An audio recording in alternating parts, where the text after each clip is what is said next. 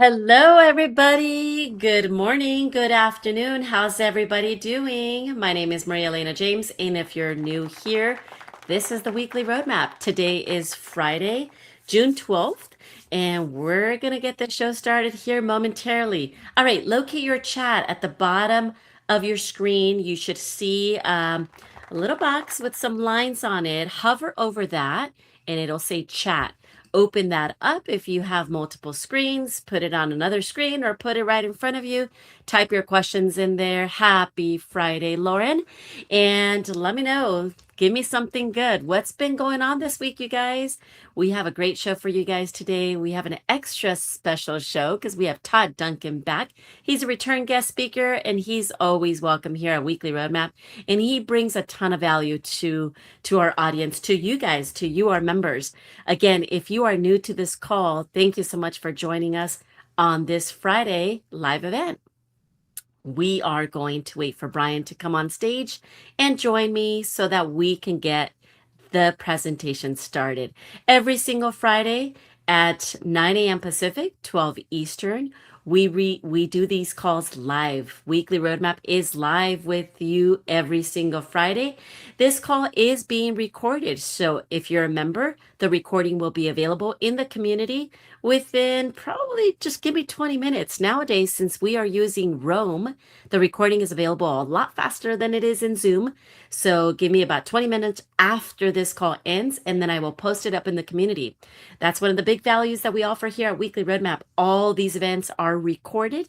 If you are going to be listening to this via podcast, which now we have inside the Strategy Room Weekly Roadmap podcast, you can view these calls on the Apple or what are some of the other ones that you guys, Spotify, a number of different platforms that you can listen to this recording. However, here's the big caveat to that. This recording for today's live event is going to be published next week on the podcast. So if you want to listen to it today, after we end this call, if you want to replay, go into the community and you'll locate the recording there. All right. Good morning, Brian. Good morning. Good morning. Good morning. Good morning. I'm a little fired up. I've had about 15 Americanos this morning, so I was just comparing notes with Todd Duncan on how many Americanos we both can drink in a morning. So if I'm talking a little faster than normal, that's the reason why, right there. Right? No more coffee for me nowadays. However, I am fired Wow. up. Wow. All right. I'm impressed for somebody to give up coffee. I can tell you that. It was rough. It was rough, but it was needed. So no more coffee for me. Every once in a while, I like to drink my little, you know, I don't know what you would call them. What would you call them, Brian? My coffees with the foam and with the Yeah, yeah, syrups yeah. and with all the Coffee. Just yumminess. coffee. Yeah, that's exactly right. So, That's how I like it. But nowadays, not no more. Okay, so again, Brian's gonna put up the deck here and we're gonna get this call started. This is a live event. It is being recorded. You can listen to this recording 20 or 30 minutes after this call ends through the community site. If you are listening via podcast on Spotify, on Apple, on a number of YouTube, you can catch this recording next week. We're going to talk a little bit more about Weekly Roadmap inside the Strategy Room. That's the new podcast that we have for Weekly Roadmap, where we have all the guest speaker portions for you to listen to. So, all right, today is Friday, June 12th. Brian, are we ready? can you see the deck okay? I sure can. All right, let's get rolling. Okay, very good. One more time. My name is Maria Lynn James. This is Weekly Roadmap, and this is June 12th. This call is being recorded live and also streamed on podcast. All right, so I'm going to tell you a little bit about Weekly Roadmap. If you're new to the community, you guys saw all the new members that joined just this past week. And so if you're new to this call, I'm going to talk a little bit about the Weekly Roadmap and the app and remind you to download the app today. All one word. Weekly Roadmap. All right, Brian's going to give you a market update. The market update is live. It is current. It is as of today's data that was released. And he's going to give you some strategies around that and how to use it and what to do with it and what it all means for you guys here on this call.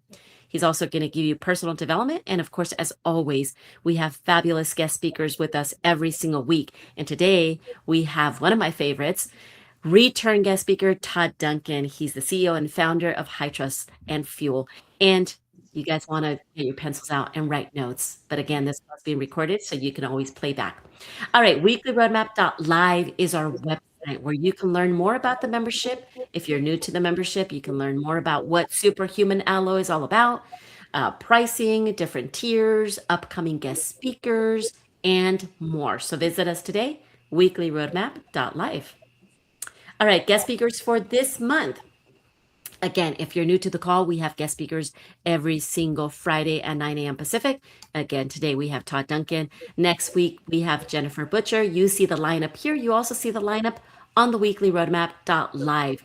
The way this works for these live events, I'm going to ask you to register for these live events every single week. On the next slide, we have kind of the steps 1, 2, 3, 4. You're going to accept your weekly invite so that you can be in this room live with us. If you are listening to us via a mobile device, meaning a phone, an iPad, you want to download the Roam app first.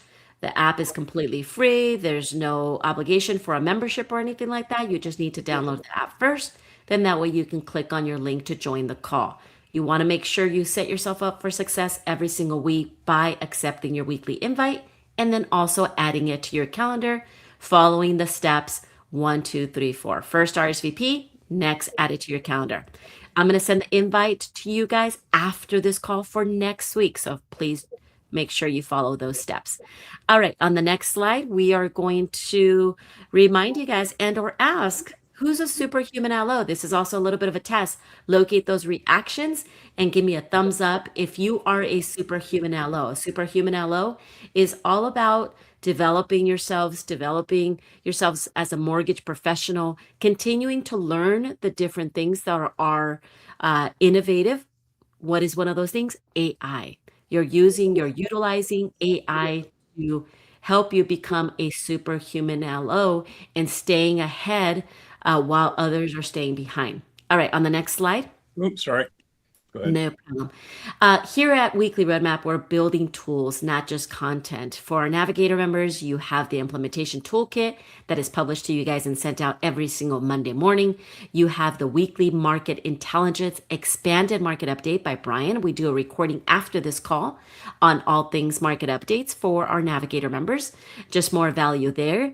The Navigator Decks also gets published every single week. Again, all of these tools are meant for you guys to take it, run with it, execute it, and go out and get more business. That's the whole premise of Weekly Roadmap. We don't leave it to you guys to figure out like what other members are doing, although we do encourage you guys to please reach out to one another within the community and help each other out. If you have a question, if you kind of have a success story, if something's working for you and you want to share it with others, we do not gatekeep here at Weekly Roadmap. We like to share all those successes so that you can be successful as well. So what that means is we also structure these how members win calls such that we share all these wins. The next call is July 7th. During these calls, it's me with you guys basically talking about what is winning for the members today. Okay, in addition to that, we have Navigator only calls. If you are a Navigator member, thank you for your membership. Your next call with Brian is on June 18th at 10 a.m. Pacific. This is a new time. We've been mentioning on the last few calls that it was going to be at 11 Pacific. You should all, if you're a Navigator member, you should have the calendar invite in your inbox now as of yesterday for that 11 a.m. Time slot has now changed to 10 a.m. So the new time is 10 a.m. Pacific. Accept your invite today and join us on that call. All right, now it's time for Brian's turn. Brian, I'm going to turn it over to you for the market update. All right, great. Thanks, Maria Elena. Thanks for all that information. So this morning, if you're a market watcher at all, you know that there's two conversations going on Wall Street this morning. One is, do we or do we not have a deal with Iran? President Trump put some stuff out yesterday that suggests we do. Actually, literally 10 minutes before I got on the call this morning, there was some announcements by Iran's prime minister that would suggest that perhaps this time, this was actually the 39th time that this has been announced that we have a deal, but that this time Iran feels that the language in the memorandum of understanding is close, which who knows whether that's the case or not. And then the second thing that everybody's talking about on Wall Street this morning is the SpaceX IPO, right? Musk is taking SpaceX public, expected raise of $1.77 billion. Trillion dollars, thereby making Elon Musk the world's first trillionaire, right? I think he won't be the last by any stretch of the imagination, but he's clearly going to be the first. So that is taking up, and by the way, that's going to suck up an awful lot of capital on Wall Street. We saw the 10-year rally this morning, some for a whole bunch of reasons we'll talk about here in a second. But those are the two dominant stories out there today. This week, we had existing home sales come in a little stronger than expected at 3.2% up materially from the previous month and well above the forecast of 0.5. We also had the CPI, the inflation number, come out on Wednesday. Hot at 0.5 suggests a 6% annualized inflation, the highest that we've seen since about March of 2022, somewhere in that range. It was well above the 0.4 expected, although down from the previous month. But what this tells us is that inflation is out there. Now, core inflation, the core CPI number came in at 0.2, which suggests a 2.4% annualized level. Core inflation, once again, is inflation minus food and energy. Well, what are the two things that are really driving people today? Food and energy. That explains the difference between the two numbers. Came in a little softer, meaning that core inflation has come down and is trending down somewhat. However, wholesale inflation came out on Thursday. So CPI is inflation at the retail level. Wholesale inflation, the PPI number, came in on Thursday morning at 1.1%, much hotter than expected at 0.7, and about where we were the previous month. That suggests almost a 14% annualized wholesale inflation number, which, the difference between wholesale inflation numbers and the actual price you pay at the store really is what the company's margin is, what they're willing to pass through, and what they eat on the wholesale inflation front. Core PPI came in at 0.4, up higher than expectation, the forecast, however, down somewhat from the previous month. That still suggests almost a 5% core inflation, meaning that goods, with the exception of oil energy and food, is still running very hot at the wholesale level, much hotter than the Fed wants. And there's an awful lot of commentary, folks, that certainly the Fed is not going to be cutting anytime soon. If anything, there's about a 60% chance, depending on what happens with this Iran thing, you could actually see a rate increase by the Fed. This week, the European Central Bank raised rates, Japan raised rates. The world is worried about inflation again, and it would not shock me to see a rate increase here before the end of the year. Michigan consumer sentiment, the preliminary number came in at 48.9, actually slightly better than the 46 that was forecast and up 4 points above the previous month's actual. Anything below 50 still suggests a very negative sentiment by the consumers out there. This is the University of Michigan Consumer Sentiment Survey that is widely viewed as one of the best in the industry. Next week, we're going to get NAHB Housing Market Index. We're going to get building permits and housing starts. On Tuesday, I can tell you that the builders are really struggling out there, even with these super low rates that they're offering by way of forward commitments. They're still having struggles getting sales, which suggests, by the way, that the lack of purchase volume is not really related to interest rates. It's more related to that consumer sentiment number down on the other side of the page, and that will take a little longer for the consumer to come around. I do think that if we solve the Iran thing, even the memorandum of understanding is really about a framework for future discussions. It doesn't deal with the nuclear issue. It doesn't deal with a variety of other issues that still need to be worked out, but it'd be better to have an understanding and stop shooting than not. So that's the news piece that you're going to pay attention. On Wednesday, we're going to get retail sales. It's expected to be up 0.6, suggesting that the economy, the consumer is still spending, but that K-shaped economy with folks who are in the top half of consumers are still out there spending. People are getting and have got now their tax refunds this year. Tax refunds are running at a fairly record level. That's kind of supporting retail sales. Pending home sales are expected to come in up 0.9. And the Fed interest rate decision on Wednesday is expected to be flat, meaning no change on Wednesday. And then there really are no other material data points for the rest of next week. So consumer price index, I'm going to go through these fairly quickly because I want to get Todd up here as quickly as possible. The CPI numbers, both core and non-core. One thing I would point out on the right-hand side of this slide is that the core inflation number is trending somewhat downward, meaning that goods and services, with the exception of energy and food, are trending down in terms of cost. It'll be interesting to see if that holds, given the wholesale number, which is here on this next slide. The wholesale numbers have been trending straight up, right? And on the what they consider to be the headline number, and the core number, with the exception of food and energy, is still up materially from what it had been running at. It'll be interesting to see where this goes, depending on what happens with the Iran issue. The Michigan consumer sentiment, you can see the trend line here. This has just been straight down, and it's been straight down even before the Iran conflict. So this is the big issue in the marketplace: is the consumer willing to buy? Are they willing to sign up for a 30-year mortgage to buy a house? Before I got on this morning, the 10-year was in the mid-40s, 447. You can see on this chart where it's kind of been bouncing around. This is really going to be determined, one, by the price of oil, and two, by whether we get a deal with Iran or not. 30-year fixed rates have ticked up. There were 652 this morning. These rates are just not going to drive housing acquisition at any significant level. West Texas Intermediate crude, the oil price issue, $84 a barrel. It's fallen. This is a function of last night and yesterday's pronouncements by President Trump that he was close on a deal. I would be very cautious around this number. I've talked about this for some time. The inventories, oil inventories around the world are at record low levels. And even if the Iran thing solves, the pressure to refill inventories, strategic oil reserves by many nations, is going to continue to hold oil prices higher than they otherwise would be. And I think you could actually see a reversal here, where you could see oil prices jump back up over $100 a barrel, if not higher, in the second half of this year. So pay attention to this oil price issue. It'll give you a good sense as to where interest rates are going and where inflation is headed. We can see refi apps continue to fall off due to the current interest rates, although we did see a little bump in purchase apps this past week.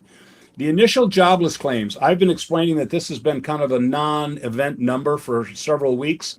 Now, if you look at this chart, you'll see that weekly jobless numbers have been really gaining momentum here, significantly above the 225,000 range over the last couple of weeks. And if you look at the chart data, although it has been downward for much of the last 5 or 6 months, the last several weeks, because this is reported on a weekly basis, have been up very significant. If this trend continues, this is going to be another thing for the Federal Reserve to worry about.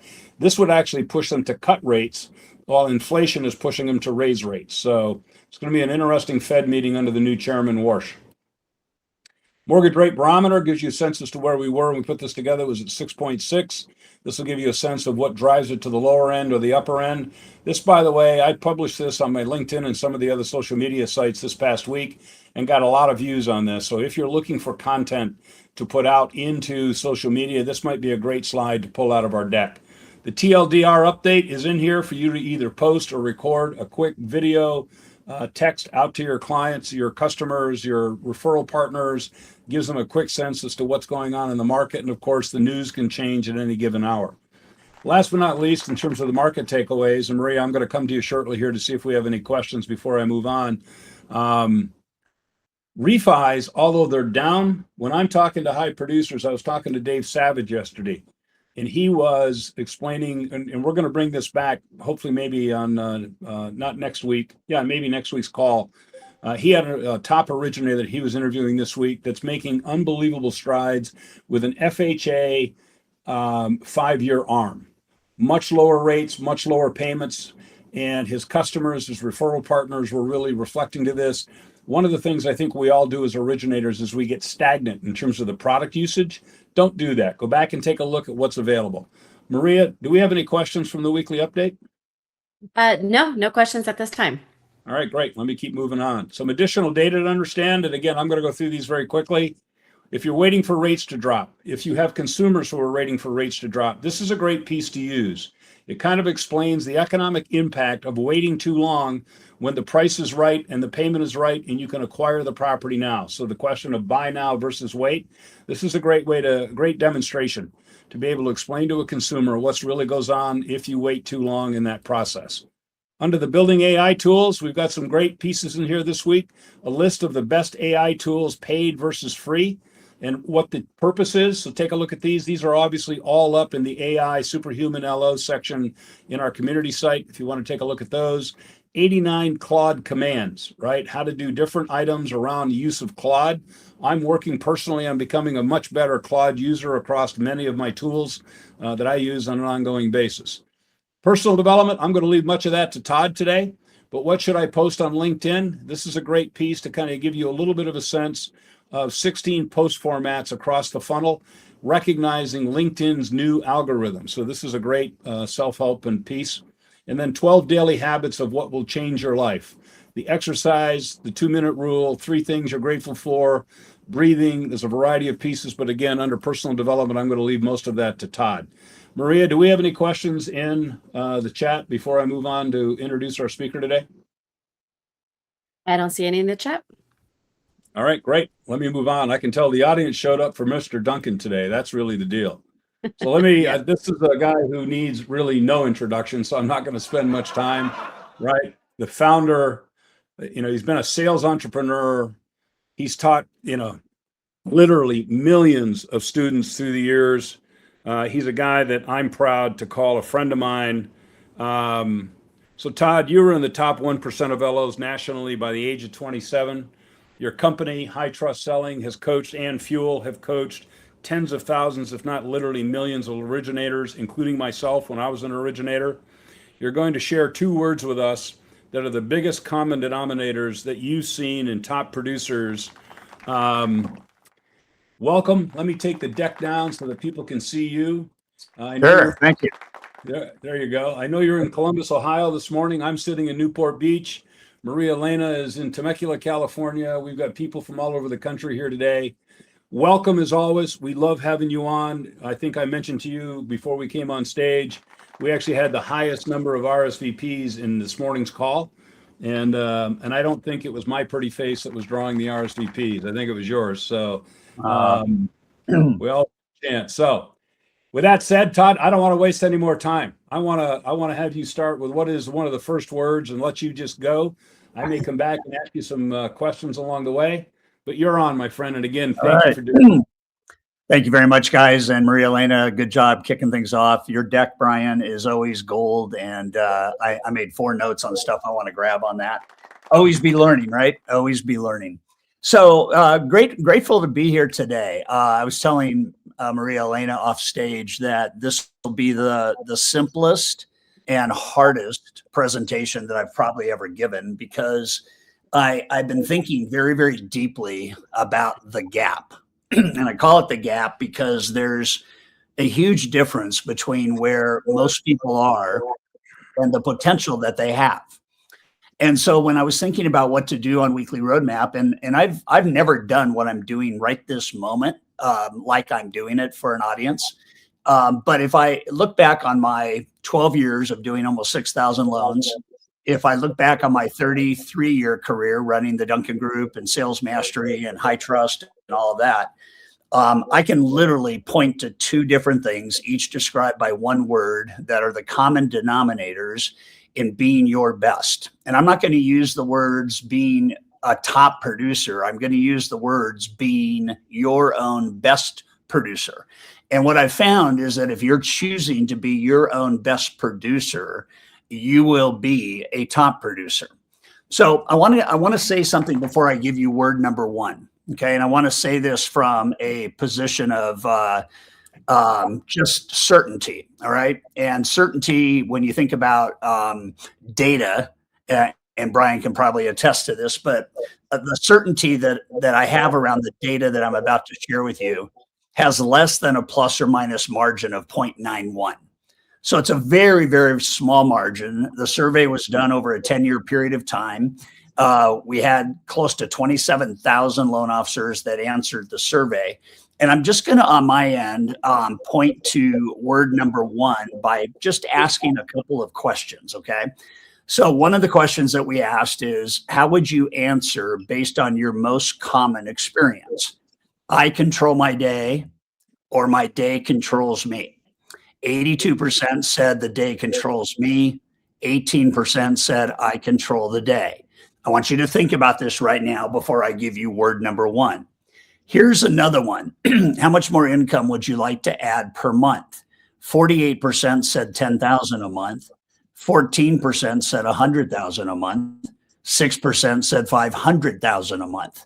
I don't want to have you put yourself in a box. I just want you to answer the question, because before I give you the first word, you have to understand the power of this question. How much more income would you like to add per month? Let me give you a couple more here.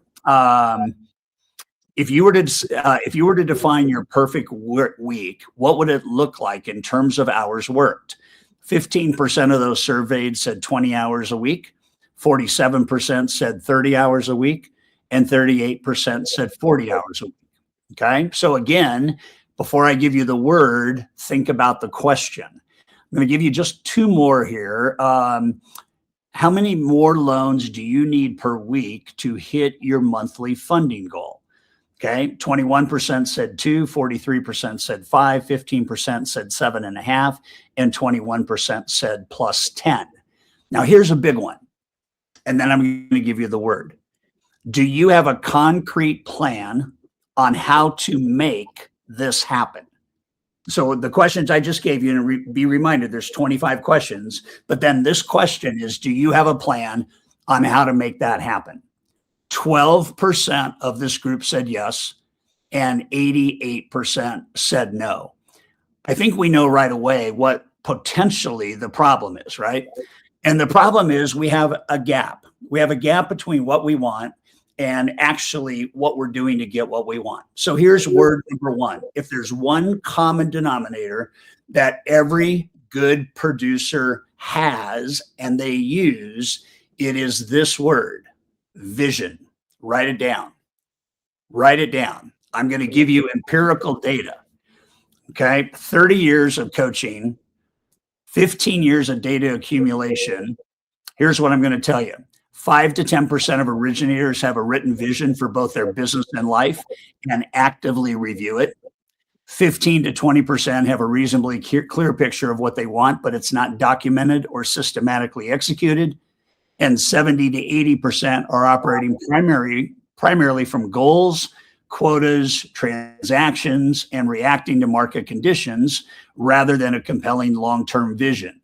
In my opinion, fewer than 1 in 10 mortgage originators are truly vision driven.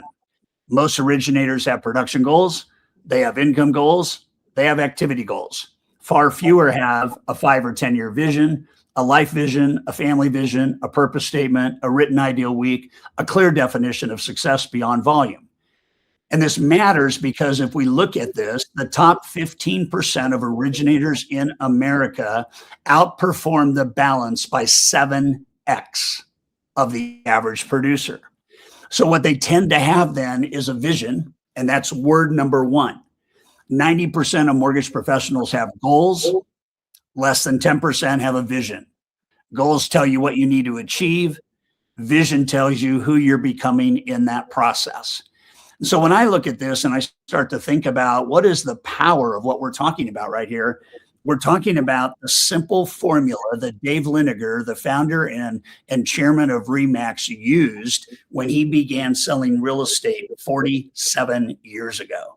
And it was have a vision, have goals to make that vision work, relentlessly pursue the achievement of those goals every day, and before the sun goes down, evaluate how you did that day.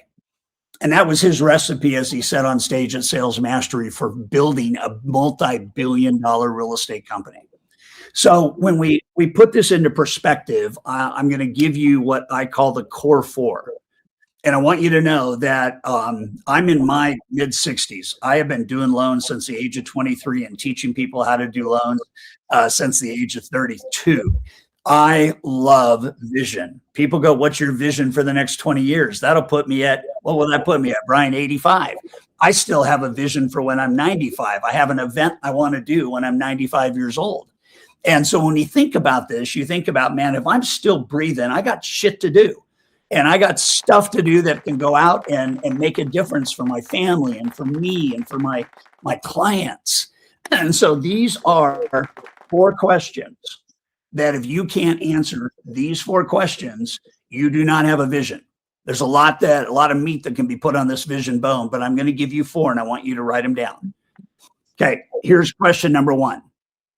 On today's date, 2030, where do you want to be? Okay, that's all you have to do. You write down maybe a paragraph or 2 that I want to, by this date, the 12th of June, 2030, I want to be here. That's question number 1. Now, it'd be interesting if we could raise your hands, but everybody give me a thumbs up if you could answer this question differently than you're doing right now today. Let me see thumbs up if you can answer this question differently today than you did coming into this call. Come on, let's get active, man. I thrive on audience participation. Let's go. Who could improve? Who could improve their vision? Let's go. Be honest. We can't even tell who the thumb is coming from, but I want to see the whole audience on the panel, thumbs lined up. Don't be embarrassed. Nobody can tell it's you. Be careful, Todd. There's also a finger up emoji, so just be careful. Well, if anybody gives me that, I'll give them 2 right back. There you go. Okay, now listen. So that's question number 1. Okay. I kind of answered question 2 for you. When do you want to be there? Okay. But whatever your vision is, and it doesn't have to be to 2030, but it could be to 2028. Where do I want to be June 12th next year or the year after? Or the year after that? It doesn't, none of that matters except you have articulated a vision in your mind about what you want your business and your life to look like. Now, stuff happens and you always have to pivot. You always have to call audibles. You always have to, maybe make in-flight corrections, and there's nothing wrong with that. But people that have a vision have a 7x opportunity to outperform people that do not. So if somebody makes 100,000 accidentally, the person with a vision will make 700,000. And that's the first thing that I have found. So where do I want to be? When do I want to be there? Question 3, which is going to relate to word number 2, is how am I going to get there? So whatever it is that I am deciding is my maybe 1-page vision statement. I always limit mine to 1-page vision statement. I've got to answer the question, how am I going to get there? And that is going to beg a deeper question around skills. And skills is not the second word. But I want you to realize that where do I want to go? When do I want to be there? How am I going to get there? Those 3 questions then are only going to be supported by question 4. And question 4 is, why is getting there important to me? And what we know about everybody that becomes their best is that they are linking where they want to be to why they want to be there. And what is that going to give them, their customers, their family, as they achieve that particular vision? And we've all heard know your why. And I think most of the time why is BS, because oddly enough, people try to discover their why, but they don't master word number 2. And if you have a why and you don't master word number 2, your why is going to be like, a what? What happened? So what I want to inspire you to be thinking about right now is that the prognosis of life, whatever area your life isn't working, the diagnosis that this may not be going the right way, or maybe financially I'm in trouble, or maybe I can't afford coaching because I got to make a mortgage payment, or whatever it is. What I want you to compartmentalize is changing that requires the second word. And the second word, when implemented, makes all of that happen more quickly. All right. So, Brian, I think we're at 26 till, and we're going to stop in time for Q&A. Is there any Q&A, Maria Elena, right now? No. Okay. That means everybody's taking notes. They are. Okay. So I said earlier, how are you going to get there relates to word number 2. this is going to be not only surprising, I think, to you, but I think you'll know immediately how important this is going to be to your future.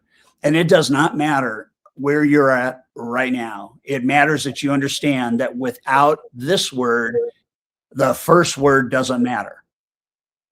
And that's why I said this is going to be the simplest 2 words and the hardest. So the second word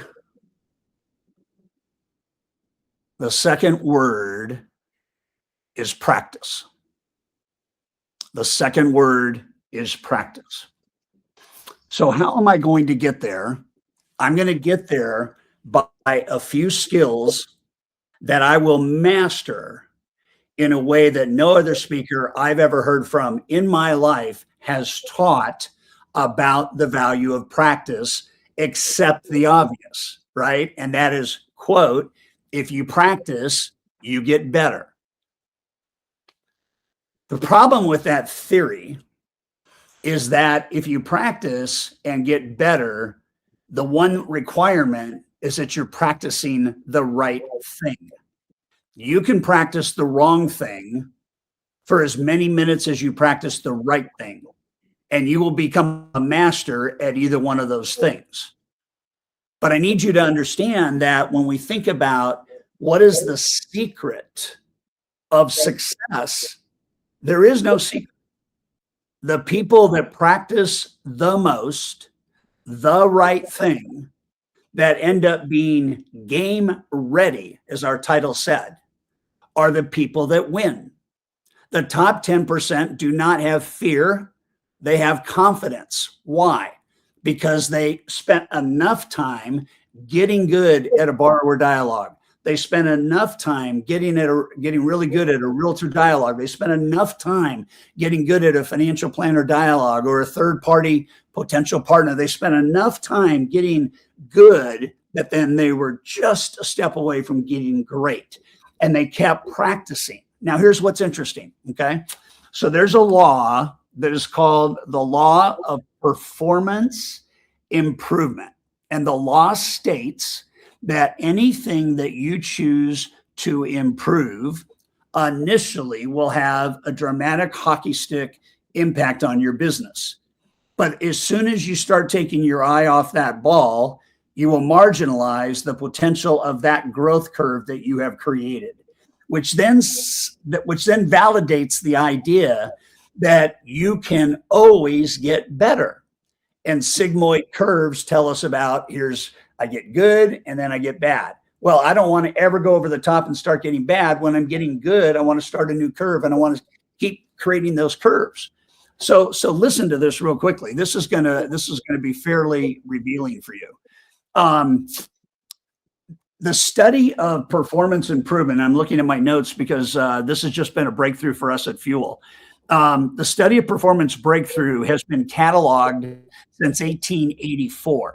And in the late 1800s and the early 1900s, a formulative law was created and invented called the power law of practice.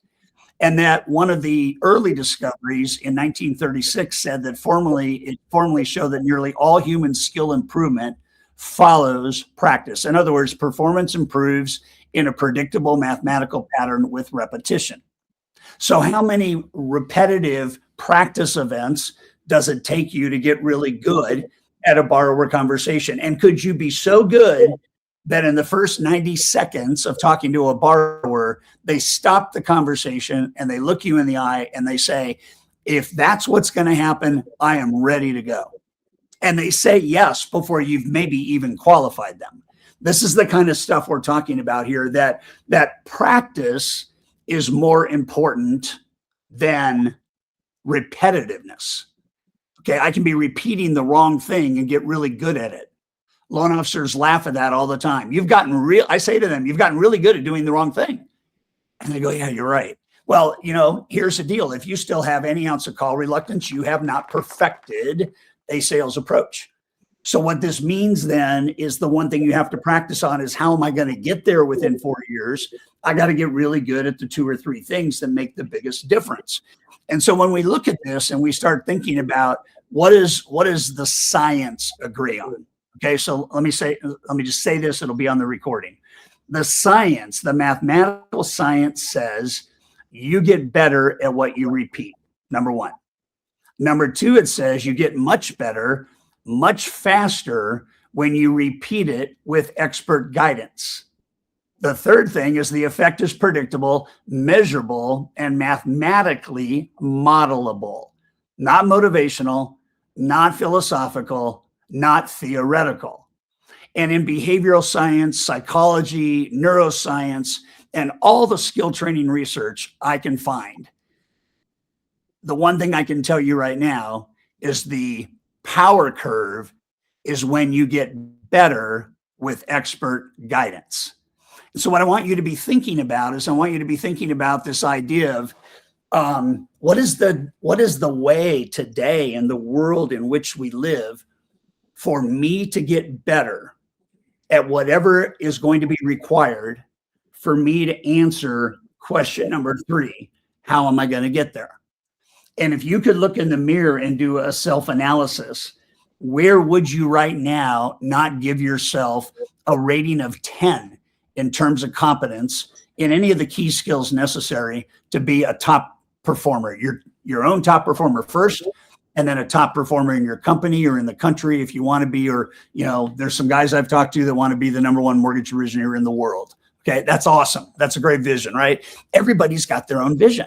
But what I want you to realize is from 1885 to 2024, Anders Ericsson said that expert guided practice, listen to this, expert guided practice is the biggest factor in accelerating progress more than age, talent, or experience. And so when we look at that, Aristotle said, we are what we repeatedly do. Excellence, therefore, then is not an act, it is a habit. So let's just take a deep breath real quick. I've got 1 inch of coffee left. Downed. How do we take this to the finish line?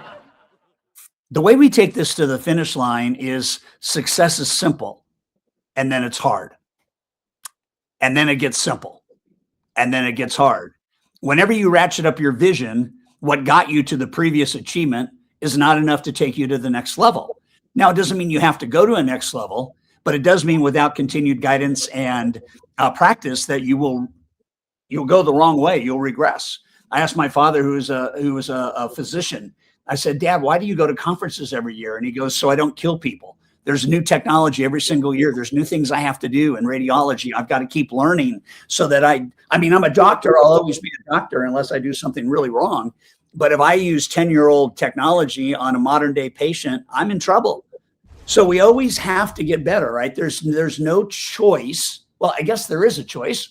You could choose apathy, and you could choose pessimism, and you could choose all of that and say, I'm going to go with the people that are head down, looking at the ground, kind of sobbing that, the market's not cooperating. You could say, screw that. If markets get hard, I get better. It's real simple. And if markets are good and I get better, I'm even much better. And so I look at this and I go, okay, so this practice to play ratio, and you picking, I don't know, 2 or 3 things, like 2 or 3 things that people would line up for hours to have you give them a 5-minute speech on how you did it. I'm in Columbus, Ohio. I'm speaking to 4,000 people tomorrow. And I ran into one of them today at Starbucks. She stood on my foot accidentally, and it was kind of interesting. I looked at her, and she looked successful. She had a beautiful smile. And I touched her shoulder, and she goes, I'm so sorry. And I said, it's okay.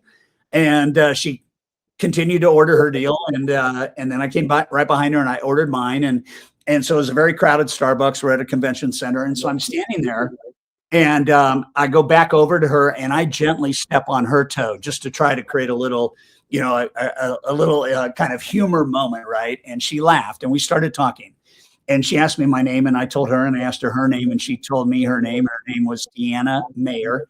She happens to be in the second from the top category in this group of 4,000 in terms of top performance. And I asked her, I said, I said, what's your vision? And she goes, I want to impact 1 million people a year. And I go, where are you right now? And she goes, probably 200,000. And I go, so you want to impact 1 million people? And she goes, yeah. And I go, what is your key to success? She goes, my key's real easy. All I want to do is change lives. All I want to do is be so good at what I do that I can change more lives more quickly and change those lives more rapidly. And I go, that inspires you, right? And she goes, every single day I wake up and my target is 1 million. And at the pace I'm going, I will be there in 4 years. Now that's somebody who understands their vision. And I'm not shocked at all that she's at the top income earning group. And let me just say this. I don't want anybody on Weekly Roadmap or anything that I do with Fuel or I don't want anybody to feel anything other than I got more in my tank. I can get more out of me than I'm getting right now. I know I could do better. If I just got better at this, or if I just got better at that, and I practiced with expert guidance. If you join Fuel and you want to be coached by me, I can coach you anytime you want on anything you want, except things that are outside of my preview. Like I can't write legal contracts for you and I can't give you crypto investing advice. But we had a gentleman about 3 weeks ago that role played with me for 68 minutes. And we use what's called escalating complexity at Fuel, which means like if I say to me, hey, Todd, I want to make a call on a top realtor. I'm a little bit nervous about it. Can you help me out? I'll come back to you and I'll say on a scale of 1 to 10, how do you feel in terms of confidence right now about making that call? If I go a 2, then Todd AI is going to start with a 2.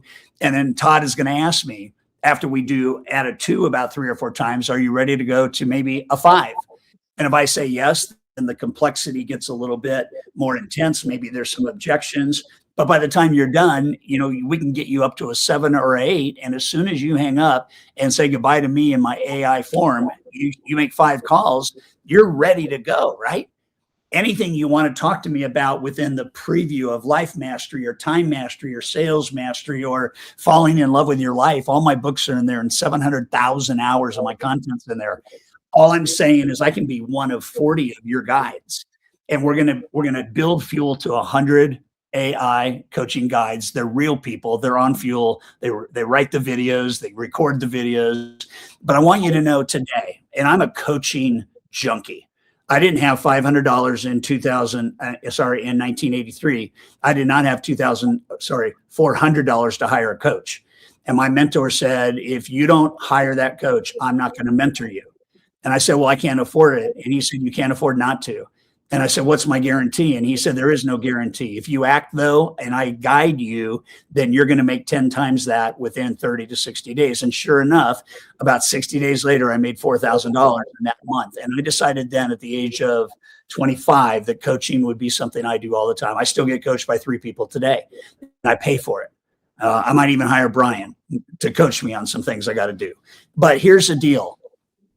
If you don't practice more than you play, when you play, you will look like you haven't practiced. And there's no room for that. Do you know that top performing salespeople in the group that I gave you spend an hour to an hour and a half prepping for a phone call to a new referral partner? An hour to an hour and a half prepping for a call to a new referral partner. Okay, below the top, it's like maybe 5 minutes, maybe not at all. Now listen to this, it's interesting. So that's a small number compared to a pretty big event, because it could mean that event with a brand new partner could take an hour. And if I practice an hour, my practice to play ratio is only 1 to 1. A top performing quarterback in the NFL will practice 50 hours a week for a 1 hour football game, but they're only on the field about half the time. So that's 100 to 1 practice to play ratio. Here's the last thing I want to tell you.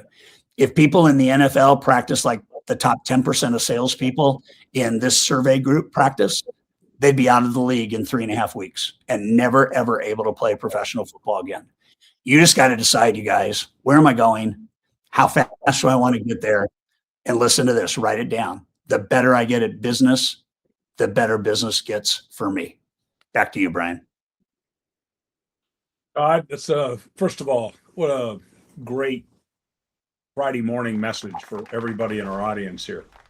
First of all, let's give Todd a round of applause just for that delivery, and then we'll look for any Q&A. Look, this is your opportunity to get free Todd Duncan coaching, and I hope none of you are unnerved because we've got a bunch of people in the audience today.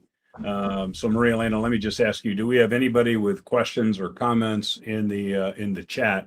We don't. Excellent. So Todd, you know, one of the questions I guess I have around this piece, you know, it's happened to me. And you mentioned you've been coached. I don't know if it's happened to you in the past. You know, a lot of people get in a session like this, or they've come to your mastery sessions or others, and they are just fired up because of, you know, 2 days of nonstop Todd will, you know, get anybody want to jump up and run through a wall. Got that part. The key becomes consistent application of that which you learned, that which you heard, that which you shared with the audience. That's the hardest part to me, at least, or what's for me personally. What thoughts or suggestions do you have around the process of embedding things, you know, in your life that you know will help you, know will change your life, know will change your performance around those things? And, you know, I've shared this with you in the past. I actually, I think I shared this with you 8 months ago, whatever. I got the first tattoo of my life, so I'm no longer a tattoo virgin. And the gal who put the tattoo on me said, you know, you're going to be back for a second one. I know, I can tell. I actually have my second one actually designed. I am going to go back and get a second one. I was inspired by my two sons who have some tats. But the second one is, in fact, my favorite saying in life, which is everybody wants to go to heaven. Nobody wants to die, meaning that people want things in life, but are typically unwilling to pay the price, right? And that discipline, that embedding, that structuring, how do I make this routine, right? The process, and you hear it all. You know, you can form a habit in 14 days. You got all these kind of rules, which I believe is true, by the way. I went back to the gym 2 years ago, and I've been really consistent at it, right, through the process. What thoughts do you have around taking your message and embedding it in people? So I think the setup is real simple, you guys. There's nothing magical about choosing to get great. It's a choice. And the motivation that you should have within to get great is your entire life will win. You'll win, your spouse will win, your kids will win, your bank account will win, your customers will win, your health will win. There is no downside to getting great. The upside to getting great is everything gets easier because you're going to focus in on a talent and the discipline to develop that talent. I'll give you an example of how powerful this is. One of the gentlemen that's on our board of wizards, which advises us as we take fuel to the world. We're in 78 countries right now, and we want to go to 100 countries, and all of our coaches speak 45 languages fluently. You can get coached in any language you like to speak. It's pretty cool. But one of the things I learned early on was from Zig Ziglar when he said, success is where preparation meets opportunity. And what I learned right then and there was the first time I got an objection from a real estate agent, the objection was, you don't have any experience. I do not work with lenders that don't have experience. And I didn't know what to do. And I kind of walked out with the tail between my legs, right? And I heard that same thing 3 or 4 times more. 40-year-old real estate agents did not want to risk a deal on a 23-year-old newbie. And so what Gerhard Geschwanter, who is one of my mentors, who started the Selling Power magazine brand, I would read his magazine. I would listen to Brian Tracy. I would listen to Zig Ziglar. And I decided to get a Radio Shack recorder, put a cassette tape in there, write every objection I was getting, write a response to the objection. Once I was comfortable with the response, record the response 10 times. And I would listen to that tape in my car, driving around town, you know, meeting with people and doing deals. And I still have that cassette recorder, and I still have that audio cassette. And so next time somebody said to me, yeah, I'm not going to do business with you. You don't have enough experience. Here's what I said. While I might be new to the mortgage business, I'm not new to the idea of taking great care of customers. For the last 5 years, working my way through college, I was the general manager of a sporting goods store. And my job was to make sure every customer walked out the front door happy. The reason I chose ABC Financial is they've successfully closed over $200 billion in home loans. My commitment to customer excellence and their experience in the mortgage business is a 1-2 punch that will protect your commission and get our deals done. And she dropped her jaw. And I got that relationship. But here's what's interesting, you guys. I created that when I was 23. I'm in my mid 60s and I still know the response. And I want you to understand this is the most powerful computer we have. I'm not saying that in fact, I'm going to go over to emphasize he who wins is not the most scripted.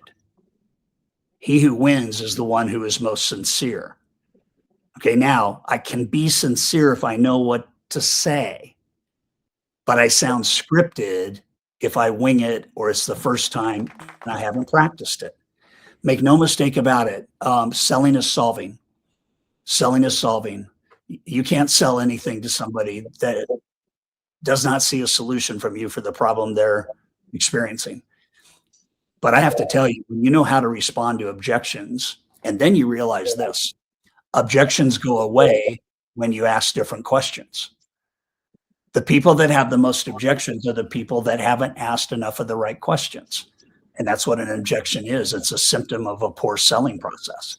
So the more sincere I am and the more I connect, the less these are scripts.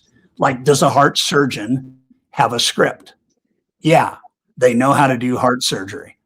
Does the surgeon know where to cut, where to put the scalpel first? Once they open you up, do they know where they're going to go? Yes. Why? Because they have practiced. How long? For their whole life, they have practiced. And when a new technology comes out for heart surgery, they have to master it. When a new AI technology comes out and they can put it into their current process, they have to master it. You cannot push away innovation or you will die. You have to embrace innovation and use it to your best advantage. But here's the most important thing to say.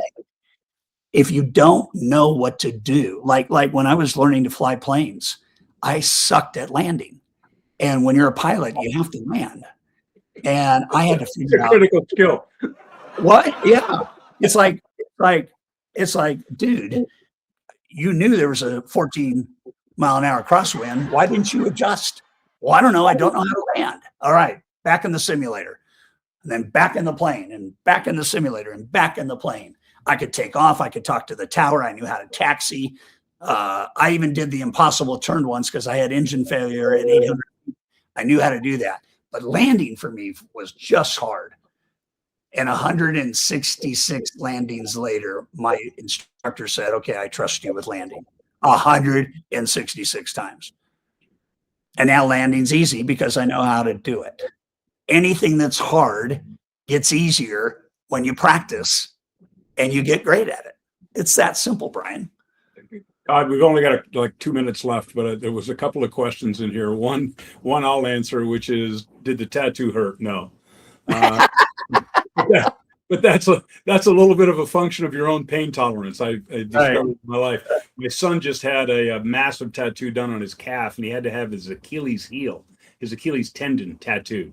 That hurt. He has a pretty high pain tolerance, but he got it done. And then he had to have it colored in, so he had to have it done like 5 times. So I don't know what's going on with him.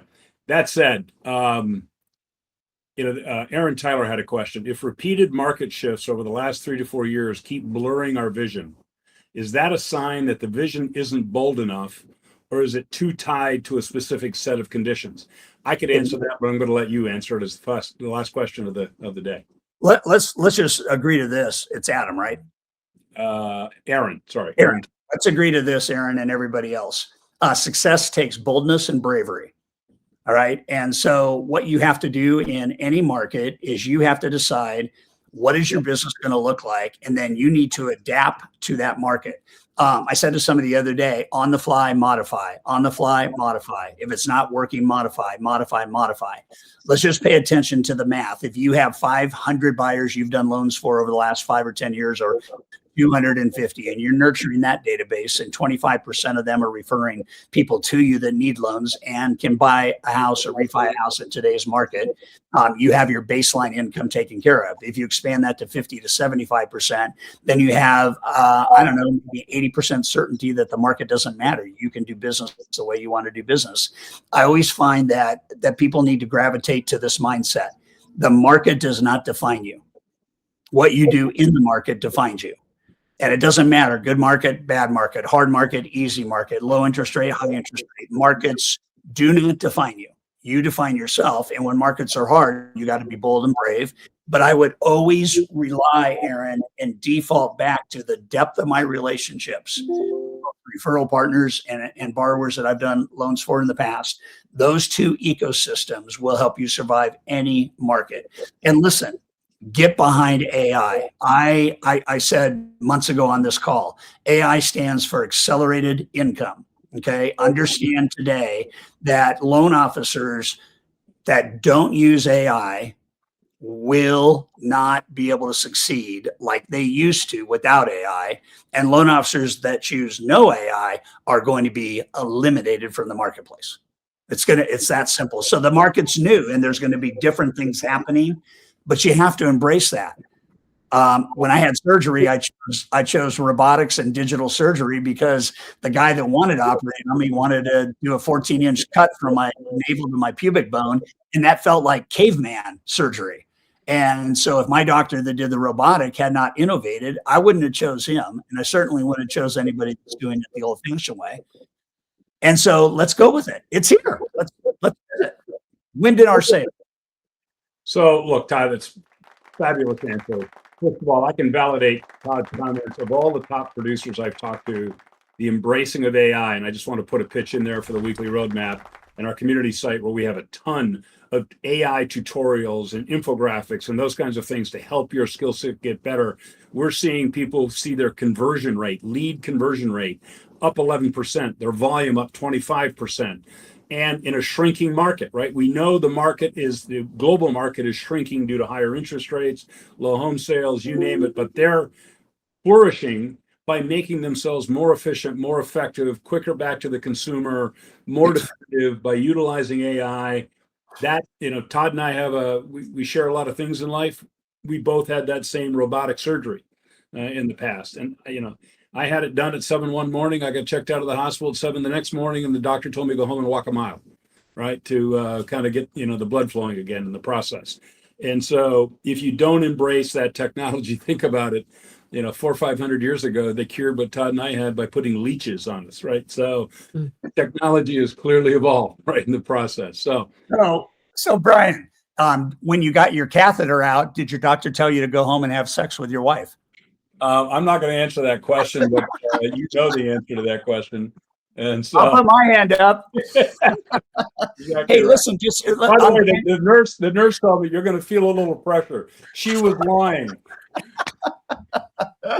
I want to say one thing, you guys. I have 40 AI coaches, 40. And I had a guy the other day that role played for 3 hours with me. And his conversion the next 2 weeks went to 71%. It was 18% before he started role playing. Get better. You don't have to do more leads. You have to get better Bingo. at managing the leads. That's Hallelujah, it. Todd. All right, Todd Duncan, thank you. Everybody give Todd a round of applause here and a thumbs up for thanking Todd to come in here and spend a few hours with us prepping and doing this talk today. I wish you all the best. We'll see you next Friday. And we will see you on the road. Todd Duncan, thank you, man. A friend. You're welcome. Take care. Take care. Take care. Thank you, Todd. More, please. More.